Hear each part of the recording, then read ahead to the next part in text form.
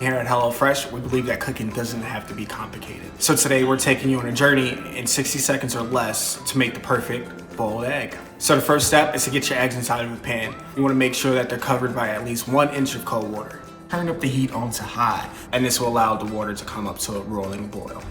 The way how you can tell that you're at that stage is when you see the water bubbles jumping like they're at the club with Destiny's Child.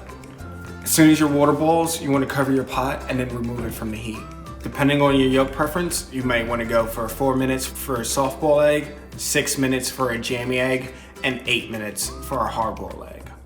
While your eggs are cooking, you want to get your salted ice bath ready, and what you'll need for that is a bowl, ice, and some salt.